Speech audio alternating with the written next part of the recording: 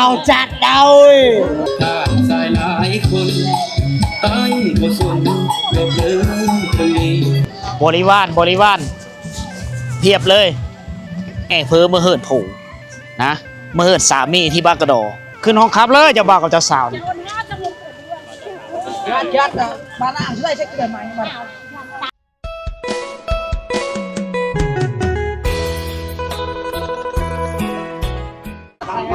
ทักทายสบายดีพ่อแม่พี่น้องสบายดีทุกคนเด้อมื้อนี้ข้อยยังอยู่ที่บ้านนาเมืองเซโปนแขวงสวรรค์เขตนะก็อยู่ในประเภทนี้งานดอกของเก่าทุกคนเลยหลังจากอีพีก่อนน่ะก็เป็นมือเขาแต่งในมือโฮมดองเลยนะมือเขาเจ้าอุ่นดองแล้วเขาเอาชิ้นซอดข้าวดองมาป่งกันในกลางคืนเลยนะในตอนแรกมื้อก่อนแต่ตอนเช้ามื้อนี้เขาเจ้ากำลังเริ่มผูกคอต่อแหนเจ้าสาวก่อนสิลงเฮิร์นเมื่อเฮิร์นโผนี่ก็ประเภทนี้ของเผ่าบรูเฮาเนี่ยจะได้มีการผูกคอต่อแหนเธอครูบ่าวสาวซะก่อนจึงเมื่อเฮิร์นฉะนั้นมื้อนี้บ่สิหอมก็สิได้มาเก็บเอาเรื่องเล่าประเภทนี้ของพี่น้องเผ่าบรูเฮาเขามีการมีพิธีแห่กันได้เลยนะเอาเพิ่นว่าอันนี้แม่นงานแต่งที่เมื่อเฮิร์นพร้อมยางผู้หญิงเผ่าบรูทุกคนต้องได้เมื่อเฮิร์นโผทุกคนนะแต่งงานแล้วต้องได้เมื่อเฮิร์นอยู่เฮิร์นสามีทุกคนนะทุกคนนะฉะนั้นผู้เลิศไม่ได้ลูกผู้ชายนี่ถือว่ามีความจำเป็นที่สุดแหละเพราะว่าลูกผู้ชายนี่จะได้มีลูกผู้ชายจะได้แต่งเอาลูกเผอมาเฮิร์นแล้วก็มีผู้เฮ็ดเวซอยพ่อซอยแม่ได้แต่ว่าผู้เลิศมีลูกผู้หญิงเบิดก็จำเป็นต้องได้ลูกเคยแต่งมาเฮิร์นเบิดเป็นในเรื่องปฏิตามรับชมหลังจากผูกคอต่อแหนแล้วพิธีมื้อนี้เขาเจ้าก็ล้มโง่ไอ้ตัวนึงเลยสิได้ผูกคอต่อแหนแล้วก็แต่งโยโคกินสู้ญาติพี่น้องแล้วลูกๆหลานๆพิเศษไหมจัดอาหารในเฮิร์นเด็กน้อยกินก้อนนู่นกันเลยหรือจะมีพิธีงานแจกงานระปืบก็ตามงานจำพีม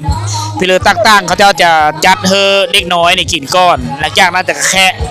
คนต่างบ้านต่างเมืองมาแล้วก็มาโฮมพิธีงานแต่งเขาเจ้าจะ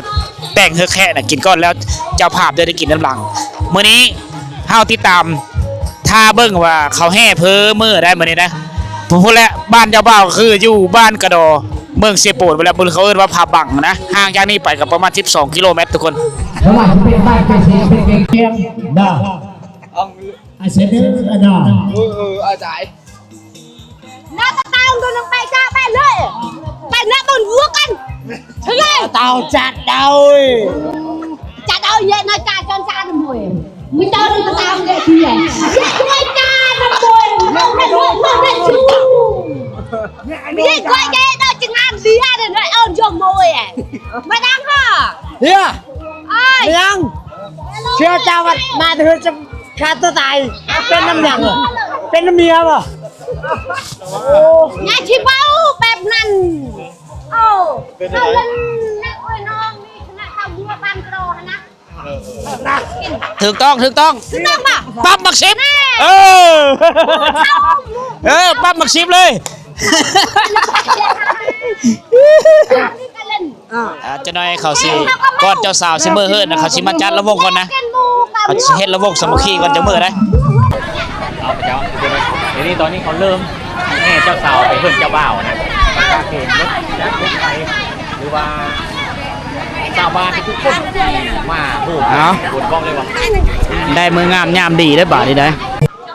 สิเมื่อเฮิร์นเจ้าบ่าวได้นี่เมื่อเฮิร์นโผล่แล้วบาทนี้ถ่ายรูปถ่ายห้อยไว้เป็นที่ระลึกเพื่อนเจ้าสาวก็ไปหลายคนนะแต่งตัวแบบการนุ่งถือแบบพี่ของประเภทนี้เล่าลมเมาลำวงก่อนป่ะเราทดสอบเอาหลอกก็ได้มาใช้ได้เอาหลอกส่งไฟมาใช้ได้หรือว่าหลอกส่งข้างมาดิได้เพิ่นสิฟอนลำวงก่อนได้เมื่อทั้งบันกระโดดพลังแล้วมาใช้ไปทำหน้าเจ้าได้มาใช้ได้ได้ทั้งจะภาพมาดิได้เพราะหลับเวลาได้ทั้งไม่ว่าจะเป็นทางงานแกดอกช่องชั้นมาดิได้อาจารย์เอาหลอกแล้วพวกทำพิธีนำการก้อนมาดิได้แล้วมาหลอกส่งไฟได้แล้วมาหลอกส่งนางมาดิได้อาจารย์ อันนั้นน่ะประธานโดยเป็นเจ้าบ่าวเจ้าสาวคนนี้เนาะอันเชิญเด้อเนาะลูกตาพระเขาคนนี้เนาะ เปล่าเจ้าสาวมากเลย จ้าพี่น้องเอ้ว่า ก่อนอย่างเบอร์พอระวงก่อนอย่างแห้ง อันเป็นไงเนาะเป็นแบบพระชักบ้านมาคนนี้เมาแล้วบ่อันยาวเลยอาจุดจอดนักกันเลยเนาะจังหวะ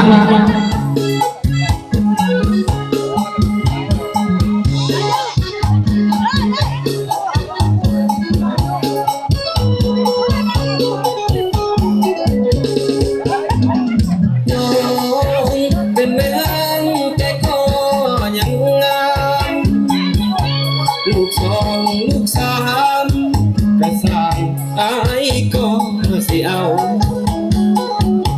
บ่มีไผดอกอยากเป็น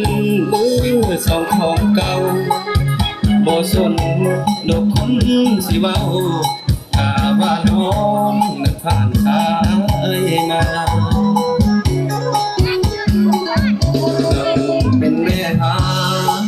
บอกเป็นยังอายยังไง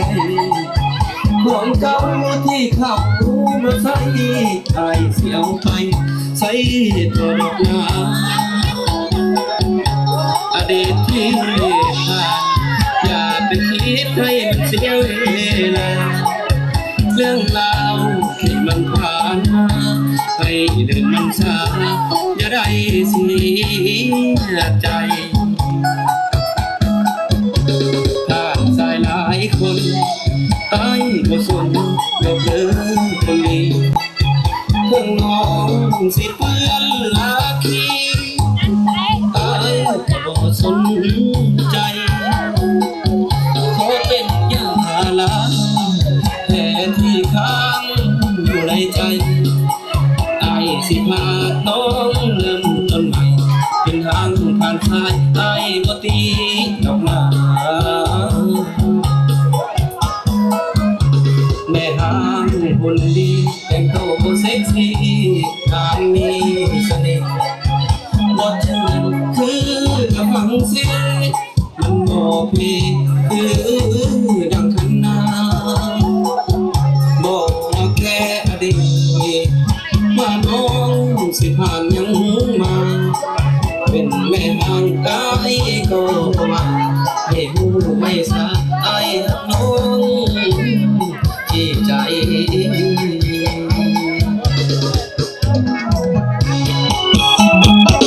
ข้างสายหลายคนไอ้บ่สนดอกเด้อคนดีเพิ่งน้องสิเปื้อนลาคีไอ้ก็บ่สนใจขอเป็นยาล้างแผลที่ค้างอยู่ในใจไอ้สิพาน้องเริ่มต้นใหม่เป็นทางผ่านสายไอ้บ่ตีดอกนาแม่หางคนดีแต่งตัวเซ็กซี่งามมีเสน่ห์บ่ถึงคือกำลังเสียบ่เพคือดังคันนาบ่เพ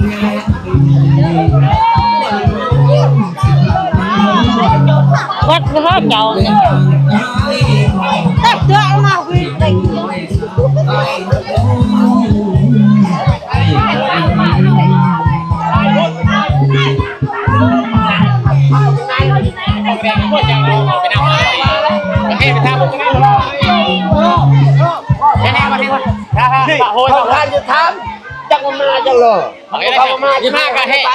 หอดโหยแล้วก็ขึ้นรถหอดโหยขึ้นรถ จังหวะข้างอะไรก็เพิ่นว่านะครับจะฮอนหากับมันฮอนจังหวะ ว้าทุกคนนี้เขาเจ้ามาแห่มาส่งเพยนะหลายได้มียักษ์เล็กน้อยมียักษ์ผู้เฒ่าเอาพ่อแม่พี่น้องเลยอันนี้คือประเภทนี้ดั้งเดิมของชนเผ่าบรูเฮานะหลายคนก็น่าจะไม่เคยเห็นท่าเจ้าสาวได้ไหมเฮ้ยยางไหวโพดเจ้าท่ามีเนี่ย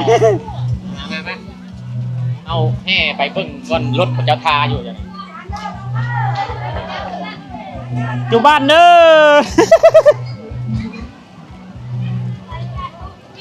บริวารเทียบเลย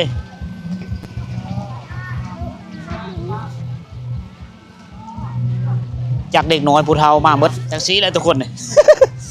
การนำเมื่อเฮิร์ดโผแห่เพ้อเมื่อเฮิร์ดโผ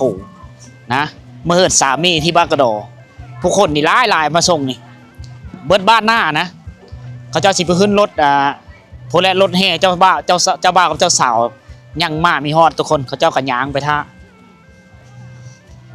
เอาสิไปท่าโพยทุกคนนะบอกเลยหลังก็ต้องทุกคนหลายบอกเลยว่าการดองของเศร้าภาพบุรุษนี่เยอะมากคน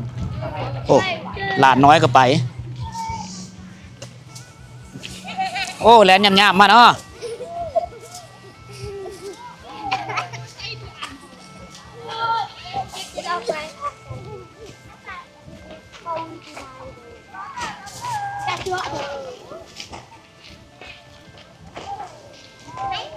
มีการเปิดเพลงแห่เพ้อแห่เขยเลย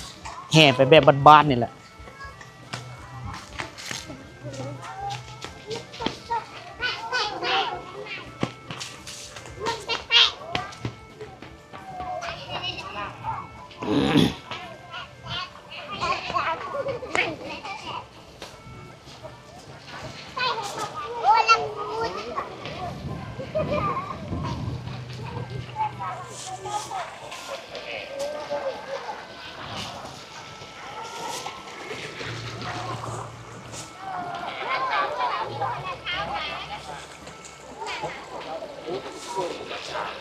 เย็บเลย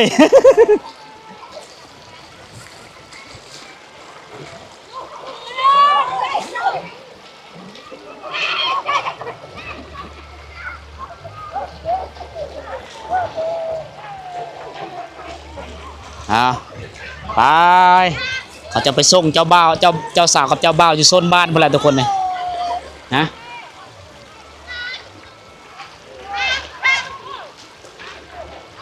โอ้คนหลายได้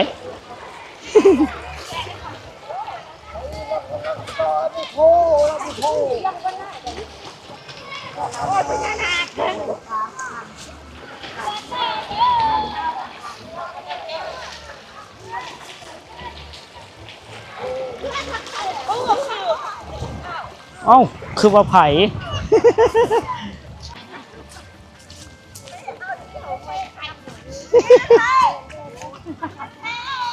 เฮ้ย ไปส่งคนนี้ละย่าเนาะ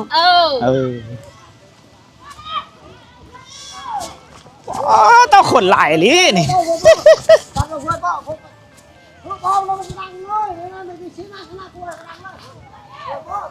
มันไปโรงเรียนบ่ไหม มาเมื่อไหร่ทุกผู้หญิงส่วนเผาทุกคนน่ะแต่งงานแล้วต้องเมื่อเฮิร์นผูแบบนี้ทุกคนเลยฮะ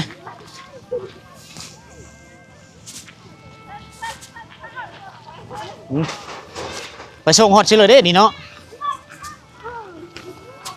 โซนบานนี้เอ้ยมาแล้วนี่พารถมาเด็กรถมาแล้วรถจะตุ้มมาแล้วเด็กรถมาแล้วพอดีเลยเนาะมาแล้วพอดีเจอรถแห่มาเลยอ้าวเป้าอะไรเนี่ยไปเอาเป้าไปเอา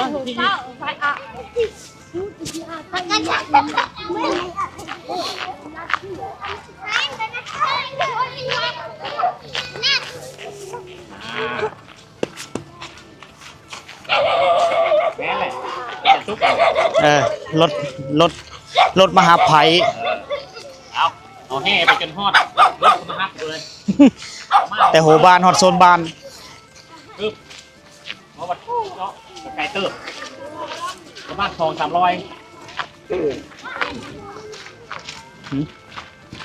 โอ้อันนี้ก็ไปส่งมันบ่พอช่วยเนี่ยไปส่งบ่พอบ่คนมาลายเลยที่เขาตีมันไม่ได้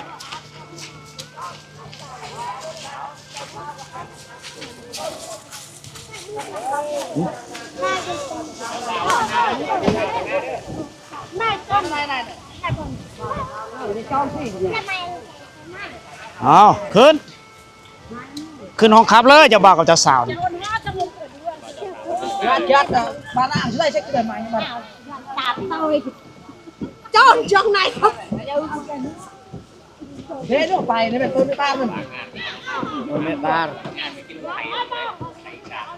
บางงานกับขี่รถไถ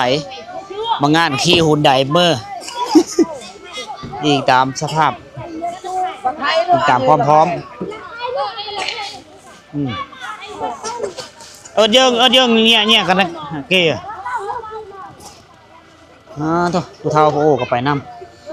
ำโบเบิร์ดกัน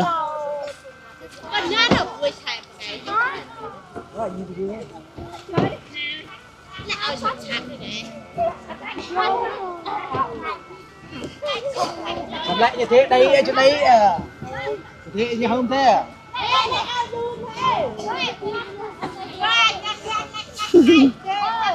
พูดรถไถมาอำลัง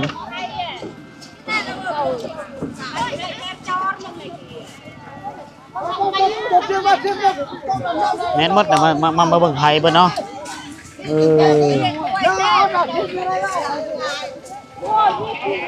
บ่ได้ไปบ่บ่ได้ส่งไผบ่ไป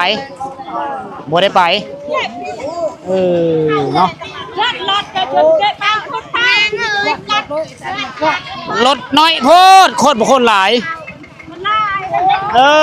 ไผก็ยกไปอย่าบ่เด็กน้อยอย่าบ่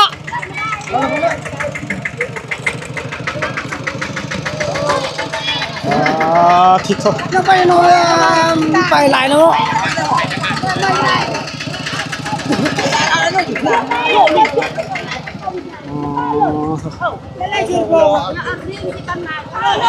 เมื่อเลยบ่ไปบายเด้อจอดที่พื้นเขาเจ้าขลับบอกเขาให้จอดแนวมันแล้วตอนแรกๆนี่บรรดาลูกตาจะไปข้างหลังนะจับเด้อจับกระคักเด้อโชคดีดูว่านะนี่ให้ไปยืนดูนะเธอเบิ่งลูกเบิ่งเต้าบ่จุบ้านเด้อจุบ้านเด้อแกเอ้ยไล่เมื่อวันไหนอ่ะนะโอ้กูสิแต่มาให้นึงป้าจะเราต่อเจอจ้านึงจ้าดงทองศรีฮะแบะว่าก็ไปรถก็เป็นเต้นรถก็ปลาแบงส่งเพื่อส่งกันนั้นมือแล้วก็แห่กันกลับคืนบาทนี่เฮ้ยสาวซ้ำน้อยนี่ลายไปเลยพูดเตะหยาบๆนี่เด็กน้อยหลายนะบ้านหน้านี่ระดับ100เด็กน้อยนี่รวยกึ่งลือวินให้นะครับ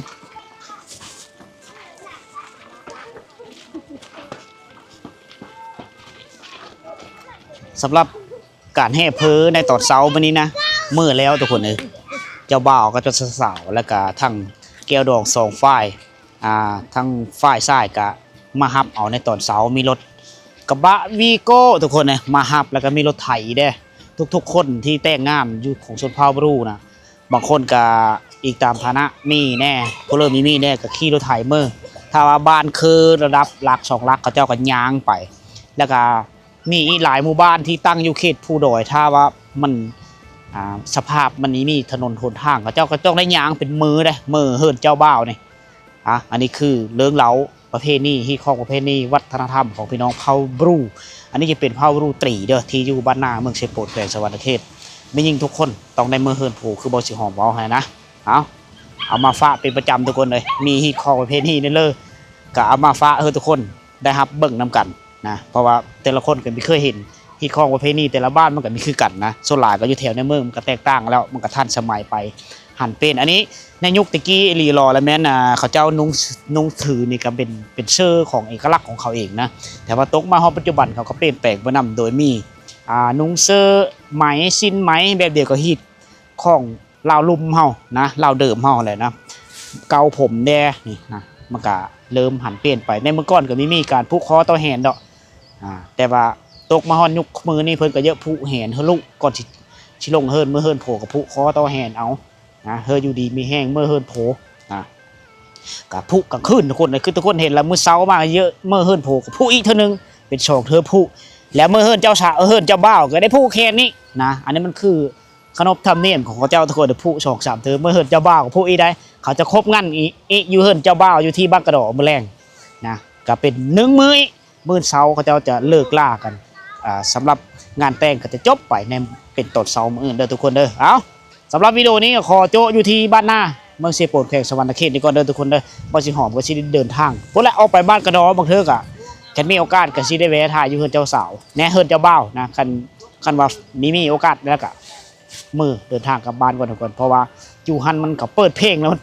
มันถ่ายคลิปยากทุกคนเฮ็ดเฮือซุมเฮานี่ถ่ายทอดวิถีชีวิตนี่ยุ่งยากนะเพราะว่ามันติดลิขสิทธิ์เพลงเอาพบกันใหม่ในมือวิดีโอต่อไปเด้อ